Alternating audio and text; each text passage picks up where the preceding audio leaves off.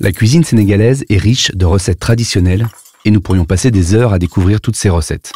J'aimerais savoir cuisiner la banane plantain, la cacahuète, le manioc, les épices, le piment.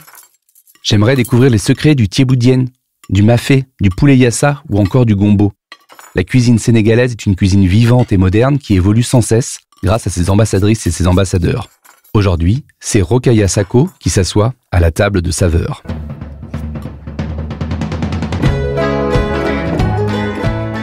Les sardines grillées au barbecue avec les amis, la branche de céleri dans le jus de tomate au Canada, l'accord de la cerise avec le poivre de Timut, notre alimentation est source de nombreux souvenirs et d'émotions.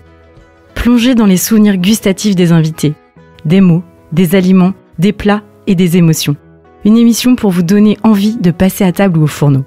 Saveurs, à vos papilles, une émission qui vous fera saliver. Bonjour. Bonjour Lionel. Tu es cuisinière professionnelle et fondatrice de Kayama Saveurs, un service de traiteur spécialisé dans la cuisine africaine. Tu as aussi remporté la Coupe d'Afrique des cuisines en 2024. J'ai une première question. Quel est pour toi le plat qui représente le mieux la cuisine sénégalaise ? Alors, le plat qui représente le mieux la cuisine sénégalaise, c'est le thiéboudienne, qui est le plat principal. Il est passé patrimoine immatériel de l'UNESCO. Un plat riche en saveurs, donc riz au poisson, ça veut dire thiéboudienne. Ok, la recette du thiéboudienne ? Recette du thiéboudienne, alors la liste des ingrédients, du poisson, des légumes, mais surtout une étape de préparation. C'est les étapes de cuisson qui vont lui donner son goût particulier avec tous les ingrédients qu'il comporte. Alors, c'est quoi cette étape secrète ? Alors, l'étape secrète, on commence par faire rôtir des oignons, de la tomate fraîche concentrée aussi dans un petit peu d'huile. Je précise un petit peu d'huile parce qu'en parlant du thiéboudienne, souvent on me dit « fais-nous un bon riz gras ». Non, c'est pas le gras qui fait le plat. C'est plutôt les légumes qui auront mijoté avec ce poisson qui donneront un bon goût à la sauce. Donc après avoir fait rôtir, on introduit de l'eau et après on introduit les légumes comme du manioc, des carottes, du chou, des navets. On a aussi du poisson séché qui va apporter son goût particulier, de l'escargot séché aussi. Donc c'est une technique de fermentation qui est faite au Sénégal, le poisson séché salé, Okay. L'escargot séché. Et donc tous ces produits vont apporter un goût à la sauce qui aura donc mijoté poisson et légumes. C'est une cuisson longue, mais c'est pour apporter un bon goût. Et après, on enlève tous les ingrédients, on introduit le riz. Le choix du riz aussi est important.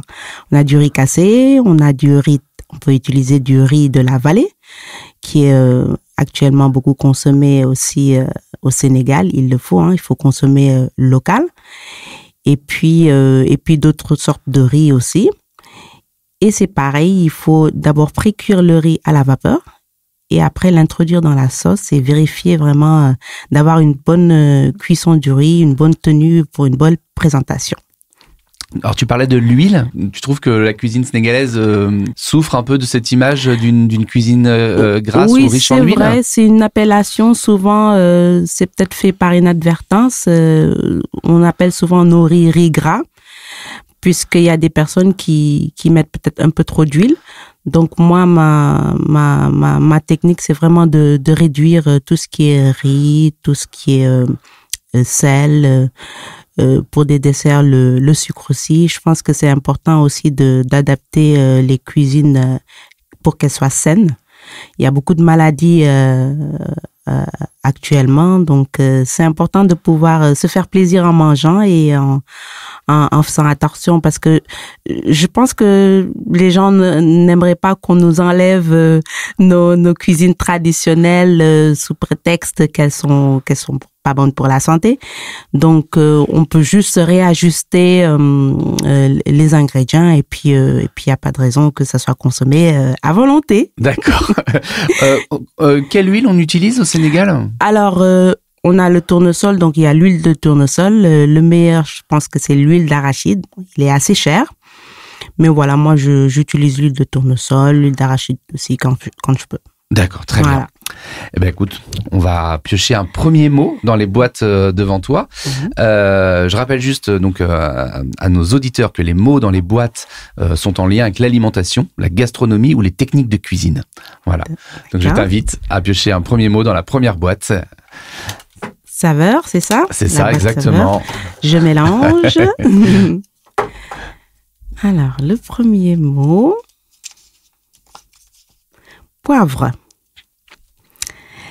Poivre, alors ça me rappelle le concours de cuisine que j'ai passé à Paris. Alors, on avait un panier surprise, il fallait réaliser une recette, un plat, un dessert dans un temps imparti. Et nous avions, en plus des ingrédients, du poivre de Penja que je ne connaissais pas. Donc, qui a apporté beaucoup de saveur à mon plat. J'ai pas eu l'occasion de le réutiliser entre-temps, mais voilà, quand un chef est passé pour regarder un petit peu ce que j'étais en train de faire, ben m'a juste soufflé à l'oreille de le rajouter au dernier moment. Donc je l'ai pas mis pendant ma cuisson du plat, mais je l'ai rajouté à la fin, je l'ai parsemé un petit peu sur mon assiette que j'avais intitulée comment je l'avais intitulé encore, voyage exotique, parce que c'était du poulet que j'avais fait mijoter avec des petits légumes, plutôt une cuisson à la vapeur, avec des bananes plantains, du manioc, des patates douces, et puis du gombo que j'avais fait revenir grillé. Et du coup, j'ai rajouté ce petit poivre, j'ai pilé du poivre de Penja que j'ai rajouté par-dessus. Alors, alors, tu as parlé de piler. Piler. Et c'est vrai que c'est est-ce qu'aujourd'hui, j'ai vu que c'est aussi utilisé, par exemple, pour piler les oignons, pour piler aussi d'autres aliments. C'est un ustensile de cuisine qui est encore très utilisé. Absolument. Alors moi, j'ai appris à cuisiner donc avec cet ustensile-là. On en avait de toutes les tailles chez ma grand-mère. Et en parlant d'oignons, par exemple, la marinade, on appelle nokos. Donc, par exemple, pour mariner du poulet, de la viande rouge ou du poisson, on va venir faire une marinade où on va utiliser de l'oignon pilé, de l'ail pilé. Alors, j'insiste sur pilé parce que mixé et pilé, ça donnera pas le même goût. Quand c'est pilé, on aura un oignon qui est adouci, qui va ressortir le côté sucré. Et quand c'est mixé, ben, on va plus ressentir l'acidité de l'oignon. D'accord. Voilà. Donc, moi, j'ai encore mes pilons chez moi. Après, bon, c'est vrai que quand on a des grosses quantités pour des grandes soirées, c'est difficile de piler une certaine quantité d'ail et de pilons d'oignons. Donc là, je suis obligée de mixer, mais je fais en sorte de vraiment mixer à fond pour avoir une bonne compote. Mais voilà, rien de tel que de piler pour avoir un bon nokos, une bonne marinade. Le poivre, dans tes autres recettes, c'est un aliment qui revient souvent ou... Oui, j'aime bien relever le goût avec du poivre. Alors, je m'y connais pas trop en poivre. Souvent, j'arrive au supermarché, donc je vois poivre blanc, poivre noir. Mais à Dakar, au Sénégal, j'ai toujours utilisé du poivre dans certaines recettes et je l'achetais. On l'achète pas moulu. On aime bien l'acheter gros poivre et puis piler nous-mêmes. Ok. Ça apporte tout de suite plus de saveur, plus frais. Voilà. Bien sûr. Ouais, plus frais. Voilà. Le poivre, c'est un épice. Il y a d'autres épices qu'on retrouve régulièrement dans ta cuisine? Alors oui, donc les épices, j'ai le bissap. D'accord. Alors le bissap, c'est la fleur d'hibiscus. Alors on connaît le bissap rouge pour la boisson au jus de bissap, mais il y a aussi le bissap blanc. Donc, il a une couleur beige, donc c'est pour ça qu'on l'appelle bissap blanc. Et alors, du coup, on l'achète séché aussi, comme le bissap rouge? Exactement, on l'achète séché. Moi, je peux l'avoir, soit on me l'envoie ou je peux l'avoir en boutique exotique. Et ce bissap blanc, par exemple, pour un tchéboujon, mais version sauce blanche, on va pouvoir l'ajouter dans la sauce. Même dans le tchéboujon rouge, c'est une épice qu'on va rajouter à la sauce et elle va apporter la petite acidité pour jouer un petit peu sur le goût relever le goût de la sauce. Ok. Voilà. Donc, c'est une épice que que j'ai toujours à la maison. Et puis après, on utilise aussi, voilà, le thym, le laurier, toutes ces autres épices, on les consomme aussi. Le piment? Alors, le piment, très intéressant parce que c'est pareil pour le gras tout à l'heure. Souvent, donc, on me commande un plat et puis on me dit que la personne espère que ce soit pas trop pimenté. Et puis, donc, tout de suite, j'explique en fait que le plat, à la base, il n'y a jamais de piment à l'intérieur. Il y en a qui font leur recette en mettant du piment. Moi, si je dois mettre du piment dans la cuisson, ce sera du piment vert. D'accord. Juste un tout petit peu, ça va. On va pas ressentir le côté piquant. On va ressentir la douceur du piment vert, mais pas le côté piquant. Il suffit de bien doser. Le piment, il est toujours cuisiné à côté. Il y a toujours une sauce piment à côté pour ceux qui veulent manger avec du piment. Mais à l'intérieur de mes plats, j'évite de mettre du piment. D'accord. On a parlé du poivre, son utilisation. Est-ce que tu as un autre souvenir avec le poivre, un plat où tu as trouvé que le poivre avait une place importante? Dans la marinade du poulet, moi j'adore, on appelle ça le rof. Donc okay. Le rof, c'est l'action de prendre la marinade et de l'introduire dans le poulet. Par exemple, on va faire des incisions sur la totalité du poulet, notamment au niveau des cuisses. On va faire des incisions et on va venir introduire donc la marinade qu'on aura préparée avec de l'ail pilé, de l'oignon, du poivre qui va apporter un goût extraordinaire. Comment il y a un nom pour ce plat, pour ce poulet mariné? Poulet mariné, par exemple, pour du poulet yassa. Ok. Voilà, poulet yassa. J'avoue une faiblesse pour le poulet yassa. Ah oui, complètement. Parce que le poulet yassa, la base, c'est vraiment de bien mariner son poulet. Si on peut le faire la veille, c'est encore mieux. Donc, bien mariner avec de l'ail, du poivre. On peut mettre du thym, du laurier. Et puis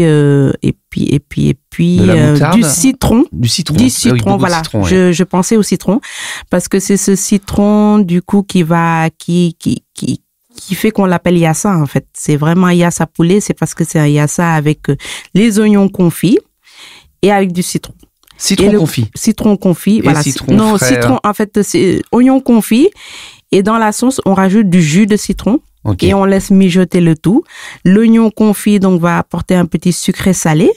Donc on casse avec le jus de citron.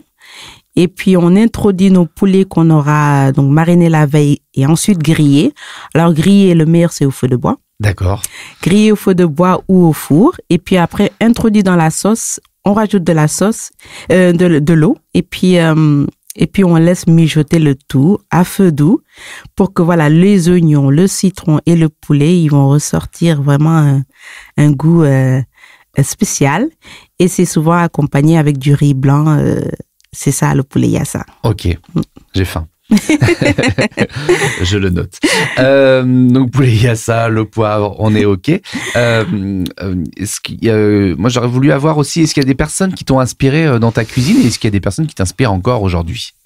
Oui, alors tout de suite je pense à ma grand-mère parce que c'est une personne qui m'a beaucoup inspirée, grand-mère maternelle, donc j'ai grandi à ses côtés, à apprendre les bases. Mes premières recettes, c'était de faire de la mayonnaise, fait maison, des pets de nonne. Et puis, voilà, elle m'a appris avec patience. Voilà, on avait une cuisinière parce que c'était une grande maison où il y avait toujours du monde, il y avait toujours un plat pour les retardataires ou les invités imprévus. Et voilà, cuisiner il y avait une cuisinière, mais pour certains plats, elle prenait plaisir à venir surveiller que les étapes sont faites correctement. Et j'étais curieuse de la voir se déplacer quand c'était les plats qu'elle aimait beaucoup. Et c'est à ces moments-là que je m'approchais d'elle pour regarder comment les choses se réalisaient. Et déjà, tu mettais la main à la pâte? Enfin, déjà, Oui, dès l'âge de 12 ans, je me souviens du premier plat familial que j'ai réalisé. C'était un véritable challenge. J'avais fait du tchèbouillap.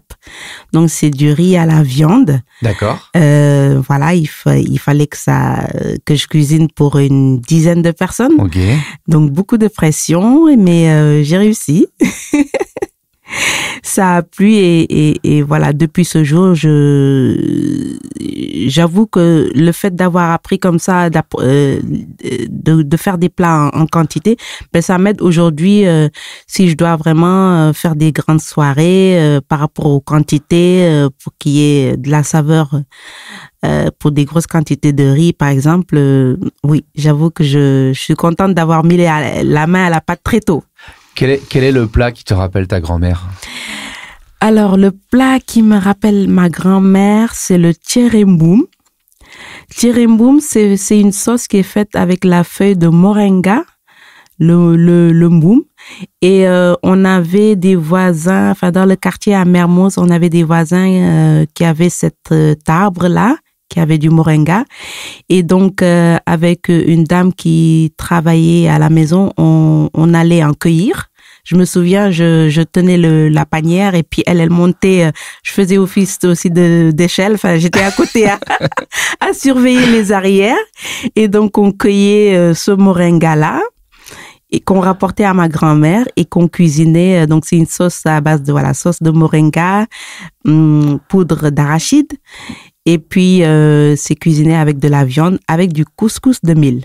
D'accord. Ouais. Alors, oui, l'arachide a une place importante dans la cuisine sénégalaise. On la retrouve sous différentes formes. On a parlé de l'huile d'arachide. Tu viens d'évoquer la poudre d'arachide. On le retrouve dans d'autres plats aussi, l'arachide? Absolument. On a aussi un plat qu'on essaie de se tirailler avec mes compatriotes du Mali, parce que c'est le mafé qu'on retrouve au Sénégal, un peu partout en Afrique évidemment, et beaucoup consommé comme le yassa et le tchiboudienne. On adore le mafé parce qu'avec le mafé on a ce petit côté sucré salé, donc la pâte d'arachide qui va être cuisiné avec une sauce tomate, soit avec du poulet ou de la viande. On va retrouver des légumes comme la patate douce et le manioc. Et donc, cette patate douce aussi va rapporter ce côté sucré. Et puis, c'est un plat qui est délicieux. Donc oui, l'arachide, là, ça va être avec de la pâte d'arachide, le mafé. Ou beurre de cacahuète. Beurre de cacahuète, exactement. Et puis, et donc, j'ai parlé de la poudre d'arachide, donc pour le tcheremboum ou d'autres recettes où on peut utiliser aussi de la poudre d'arachide. Alors, donc le mafé, avec des déclinaisons au niveau de la viande et peut-être des mafés de poisson. Alors moi, j'ai appris le mafé à la viande rouge. On a aussi un couscous que j'ai beaucoup mangé dans mon enfance, donc je l'ai pas recuisiné en France. Pas encore. Pas encore, hein, pourquoi pas. C'est un couscous. Enfin, ça va être une sauce de mafé avec du poisson, comme vous l'avez dit, et consommé avec du couscous de mil. On mange beaucoup de riz, mais pour ce coup, il se mange avec du couscous de mil. Je suis en train de réfléchir au nom parce que mes amis me le souffleront plus tard. Ils me diront, oui, ça s'appelle comme ça. J'ai oublié le nom, mais en tout cas, ça va être une sauce pâte d'arachide avec du poisson et on le mange avec du couscous. Mais sinon, moi, j'ai appris le mafé avec la viande de bœuf. Et en France, j'ai revisité un mafé lors d'un atelier de cuisine avec l'AEN, l'Association pour les échanges internationaux et nationaux. Donc, je suis membre de l'association. On fait des ateliers cuisine et j'ai revisité un mafé avec du poulet fumé. C'est délicieux. Parce qu'en fait, on a donc le goût de la cacahuète grillée, la pâte d'arachide qui va ressortir, plus le goût du poulet fumé, plus le mélange des légumes, patates douces, carottes, manioc. Excellent. Bon, je note tout ça. On va essayer de relayer tout après sur les réseaux sociaux. Oui. En tout cas, et les mots, je te redemanderai peut-être hors antenne la bonne orthographe des mots. Oui. Voilà. Je rappelle que sur le site du podcast de Saveur, les gens peuvent retrouver la transcription en texte, parce que des fois, pour un nom d'épice ou un nom d'aliment, j'ai déjà perdu le nom des feuilles de l'arbre des voisins. Moringa. Moringa. Je trouve que c'est un très joli mot. Voilà. J'espère que je vais essayer de trouver ça. Je pense que c'est quelque chose qui est très impossible à trouver par chez nous. Il en existe dans les boutiques exotiques. La poudre de moringa, aujourd'hui, on peut la retrouver ici en vente en ligne.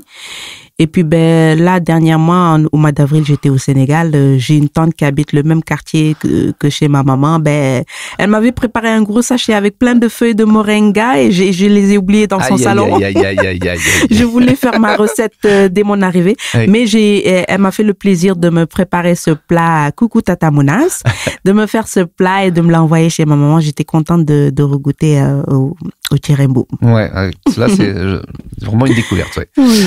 On va aller piocher un deuxième mot. On a pioché le poivre. On va rester toujours dans la boîte numéro 1. Mm-hmm. On va voir ce que nous réservent les boîtes. Mm-hmm. Alors.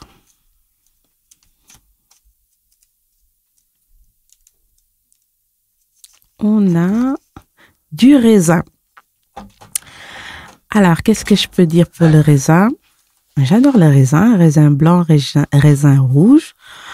Alors, actuellement, moi, je fais des plateaux de beignets sucrés et même des plateaux de pastels. Donc, les pastels, c'est des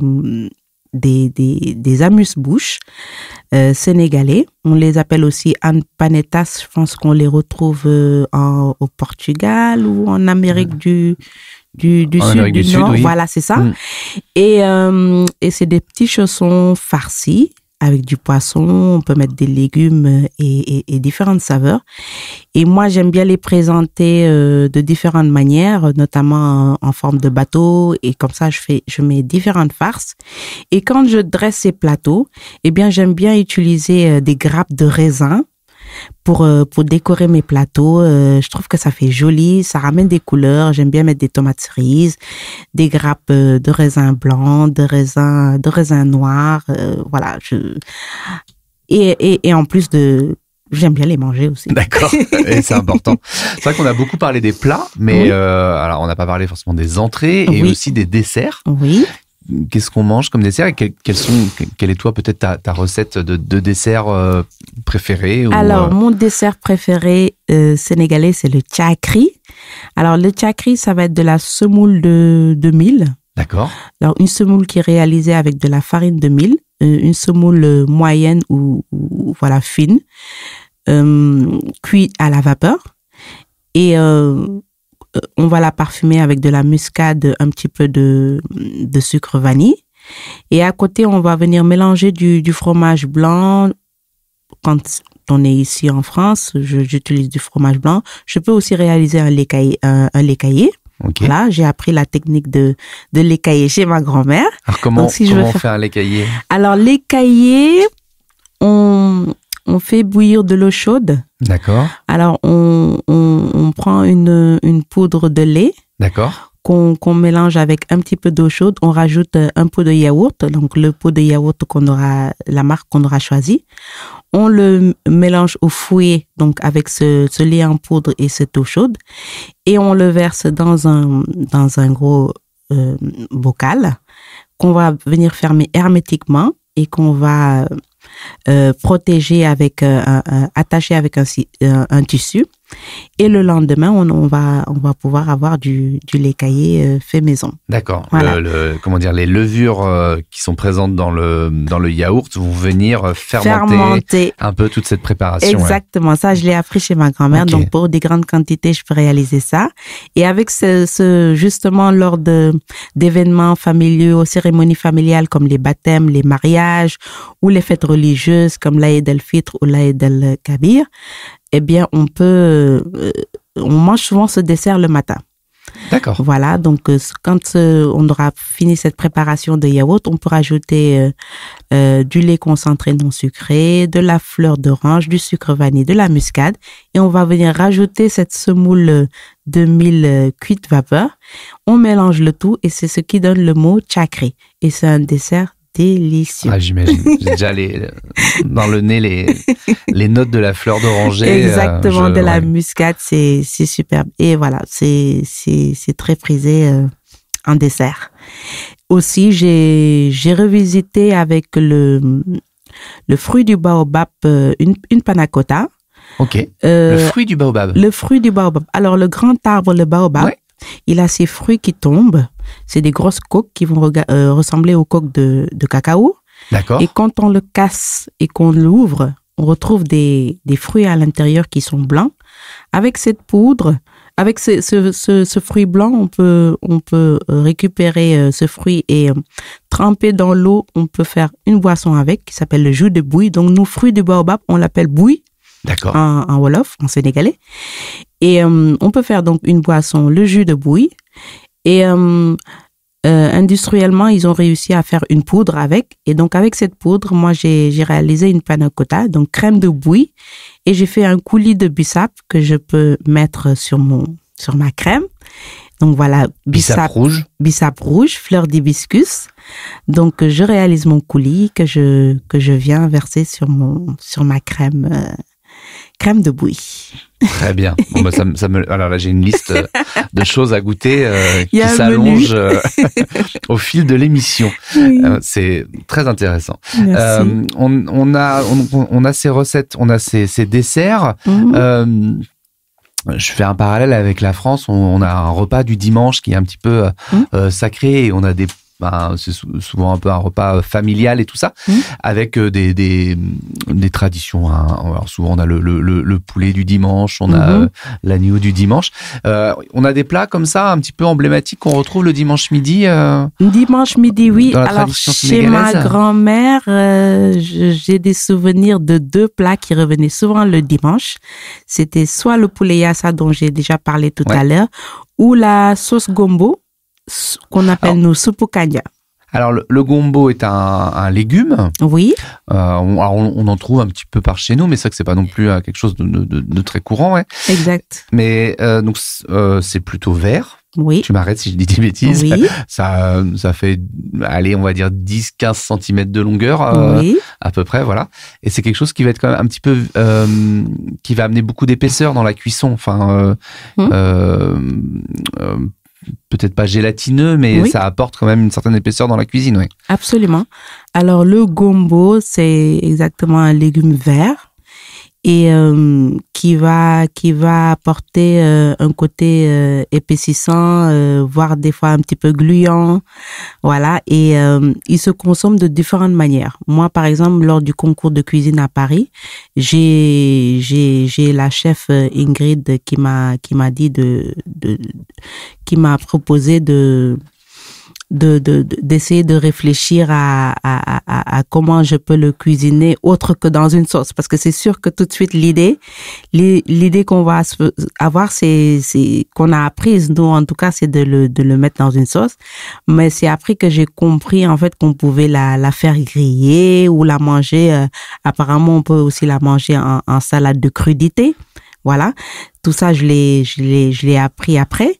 Mais chez ma grand-mère, voilà, soupe kanja, c'est une sauce, c'est le gombo qui va être découpé en petits morceaux et qu'on va rajouter dans de l'eau bouillante.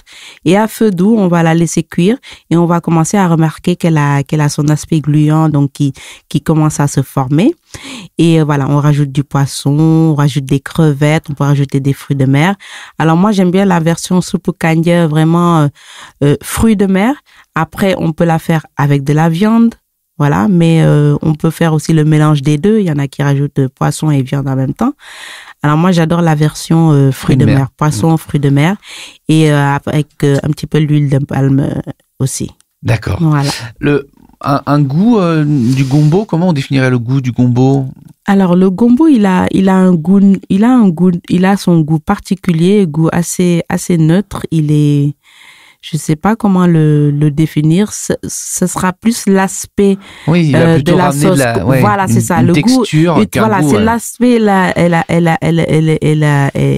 qu'on va plus ressentir en mangeant. Mais sinon, au niveau du goût, je pense que c'est tous les ingrédients qu'on va rajouter qui vont apporter la touche particulière. Plus voilà le côté. Et c'est une sauce c'est une soupe, comme on l'appelle, soupe kanja, qu'on peut manger à la cuillère seul ou accompagné de riz blanc ou accompagné de pâtes comme les pâtes de foufou, la pâte de manioc ou la pâte de riz. voilà, ou la pâte de banane plantain, voilà, comme chez les Ivoiriens, la pâte de foutou qui réalise avec la banane plantain. On peut très bien la manger avec la sauce gombo soupe au kanja. Donc c'est une soupe un peu sauce. Exactement, c'est une soupe sauce, voilà, qui peut se boire toute seule. Moi, j'aime bien des fois la boire toute seule, sans accompagnement, ou voilà, l'utiliser en sauce et avec un accompagnant à côté. Ok, le gombo. Le gombo, oui. Qu'on arrive à trouver frais par chez nous aussi. Oui, exactement. On le retrouve maintenant dans les magasins. Ouais. Oui. On en a parlé, effectivement, la cuisine sénégalaise, c'est une cuisine qui est vivante, qui s'est imprégnée aussi de d'autres cultures, comme toutes les cuisines. Est-ce qu'il y a un plat qui te vient en tête, issu un peu du métissage entre la cuisine sénégalaise et une cuisine d'un autre horizon? Mais là, je pense déjà à deux plats. Par exemple, la paella. La paella, on fait beaucoup de paella. Souvent, quand je fais de la paella, je dis que c'est une paella version sénégalaise. On va venir ajouter une petite touche différente par rapport aux étapes de préparation. On a aussi la sauce curry. Okay. Nous, on appelle ça curry. Sauce au curry. D'accord. Voilà. Donc, c'est des plats comme ça qui viennent d'autres pays et qu'on consomme aussi énormément chez nous. Alors, un curry poulet, par exemple? Un curry poulet, voilà. Ouais. Un curry poulet, et puis nous, on dira, voilà, curry yap. Curry yap. Voilà, yap, ça veut dire viande. D'accord. Voilà. Okay. C'est ce qui est chouette dans la cuisine, en fait. C'est tout ce métissage, tout ce mélange, toute cette découverte. Oui. Et je trouve qu'on pourrait souvent faire un parallèle avec la musique aussi. Oui. Voilà, c'est toute cette richesse qui est intéressante à découvrir. Voilà. Tout à fait. Je profite de cette émission pour inviter les auditeurs oui. à aller goûter les plats de tous les pays. Voilà. Oui. Et de pas hésiter aussi à les revisiter, en fait. Tout à fait. À rajouter effectivement une inspiration d'un pays avec un plat traditionnel d'un autre pays. Voilà. Oui. Libérez-vous, amusez-vous. Oui. Moi, je voulais revenir un petit peu sur ce concours. Comment t'es venue l'envie de t'inscrire au concours? Donc, je rappelle, c'était la Coupe d'Afrique des cuisines. Oui. Qui est un événement. Alors, c'était la première l'année dernière? C'est la première édition 2024. Alors, j'ai vu une annonce passer sur les réseaux sociaux. Et je me suis dit, pourquoi pas? C'est une forme de challenge. Ça fait sortir de la zone de confort et vraiment, c'était des conditions comme MasterChef, Top Chef que j'adore regarder à la télé. Alors là, c'était la version africaine. Et je regrette pas du tout d'avoir fait ce concours. Déjà, je suis la gagnante. Félicitations. Mais merci beaucoup. Ça m'a motivée pour plein de choses. Alors, je me suis retrouvée donc à devoir envoyer une vidéo de présentation de moi et de mon plat en 1 minute. Alors, ce qui est génial, c'est que j'animais un atelier de cuisine avec l'AEN.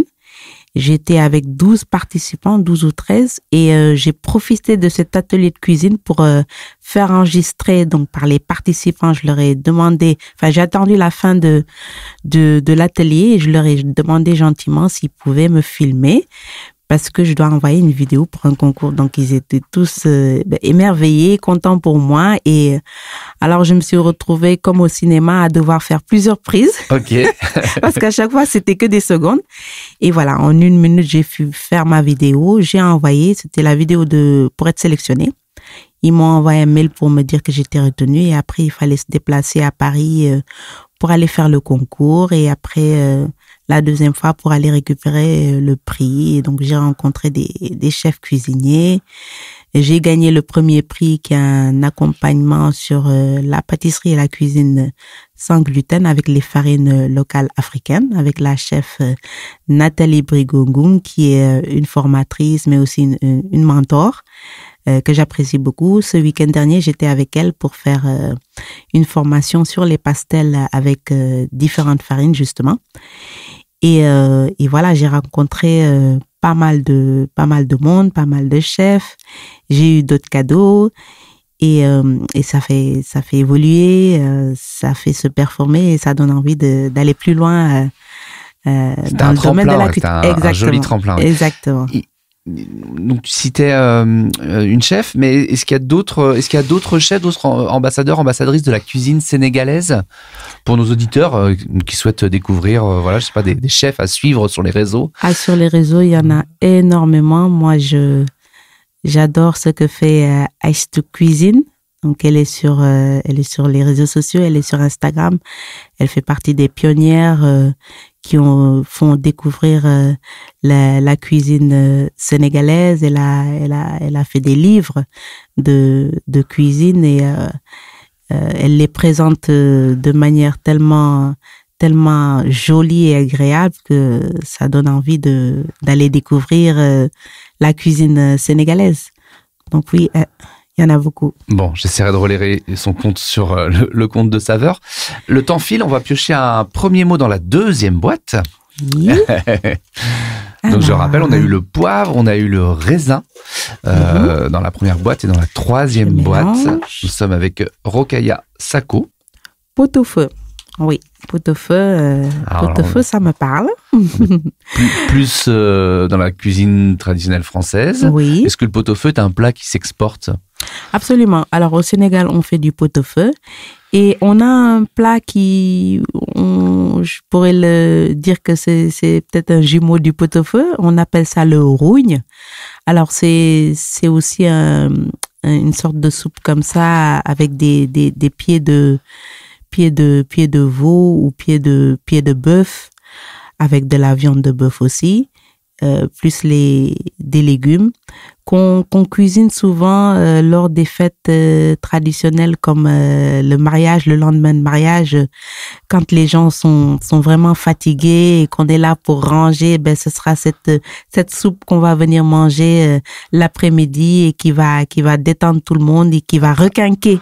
Réconfortante, voilà. On l'appelle le rougne et voilà, c'est une sorte de pot-au-feu, cuisson au feu dans une grande cocotte, une grande cocotte, vraiment une cuisson qui commence tôt parce que quand on met du pied de veau, pied de bœuf, tout ça, ça prend du temps en cuisson.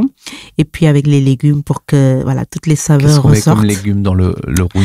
Alors pommes de terre, du poireau, des carottes, des navets. Oui, on reste dans la recette du pot-au-feu. Du pot-au-feu, tout à fait. C'est pour ça que je pense qu'on s'est inspiré de ça. Bon, après, oui, c'est souvent l'intérêt des parties très osseuses, enfin le pied de veau par exemple, des choses comme ça, c'est la présence en collagène en fait qui vont faire que alors déjà ça va apporter du goût aussi et ça va apporter aussi une texture aussi. Tout à fait. Voilà. Donc ok, très bien. Je ne connaissais pas cette recette non plus. Dis donc. Voilà. Plein de recettes.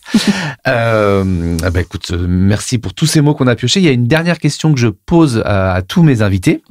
C'est le menu de tes rêves. Tu es au restaurant, tu es assise en salle, en cuisine, il y a les meilleurs cuisiniers et les meilleures cuisinières du monde. Une entrée, un plat, un dessert.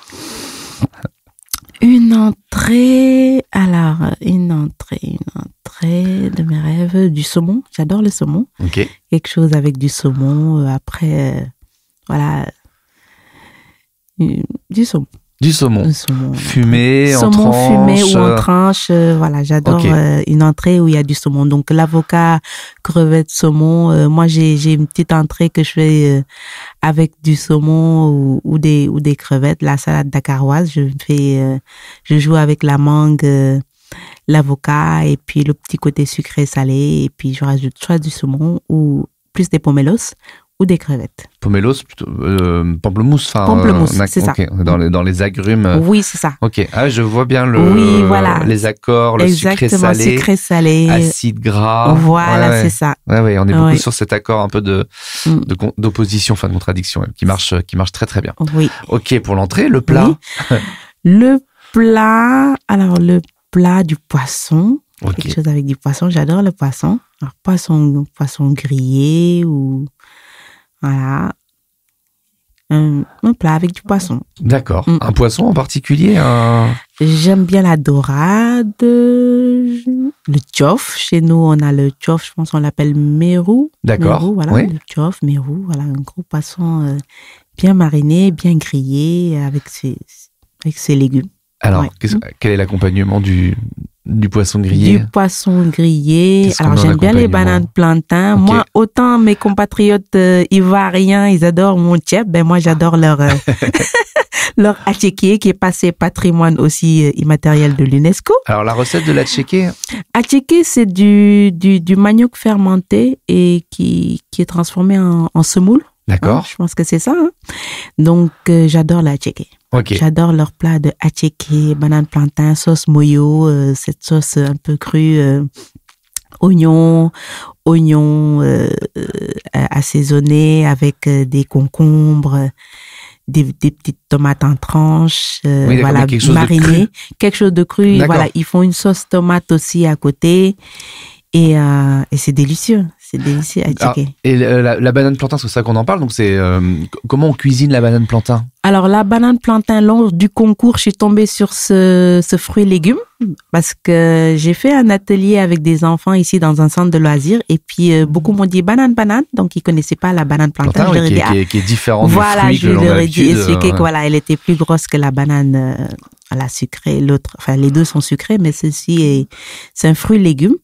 Et lors du concours, du coup, j'ai vu tous les candidats aller frire parce que elle est super bonne quand elle est frite. Donc coupée en tranches. Coupée en tranches, frite. C'est vraiment une très bonne recette. Mais moi, j'ai choisi de la faire à la vapeur, donc c'était pour contrecarrer un peu ma petite touche. Cuite à la vapeur, elle est super bonne. Donc voilà, ça va être le côté sucré-salé accompagné de la sauce qu'on voudrait.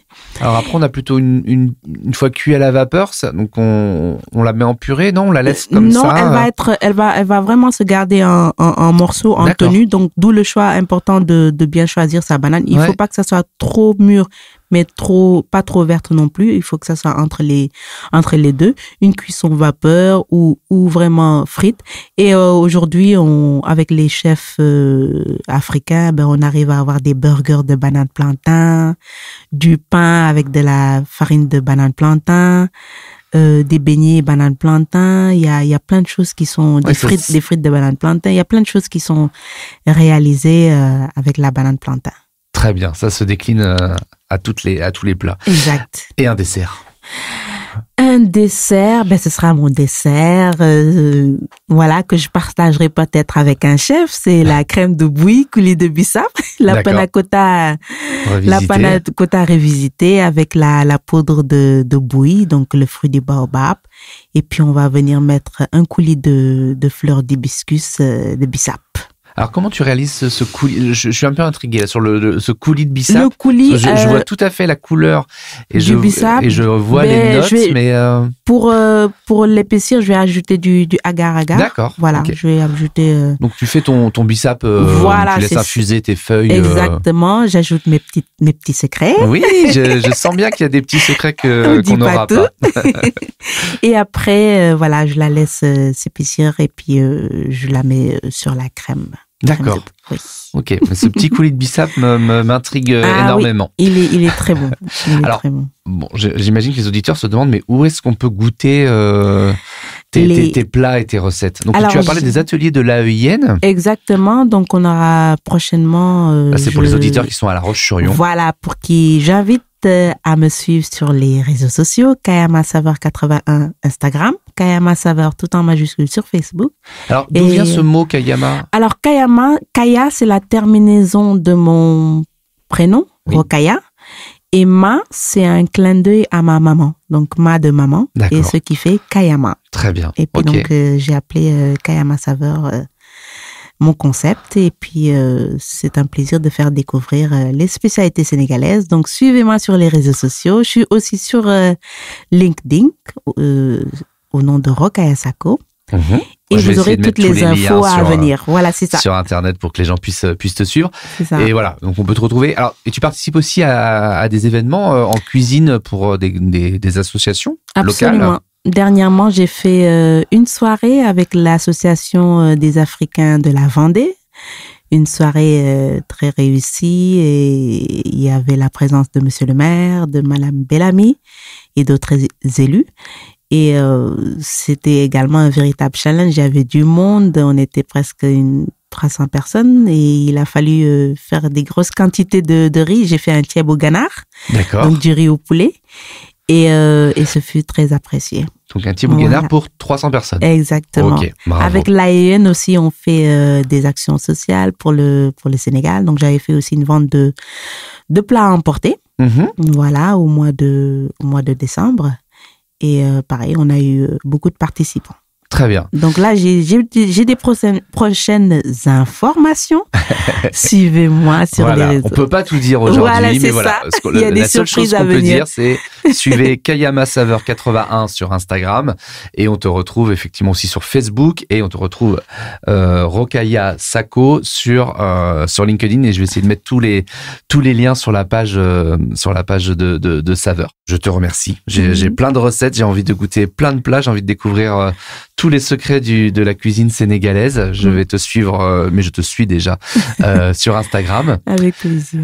Merci pour cet épisode qui, je l'espère, donnera envie aux gens de découvrir la cuisine sénégalaise, soit lors d'événements auxquels tu participes, ou à la maison, en famille ou entre amis.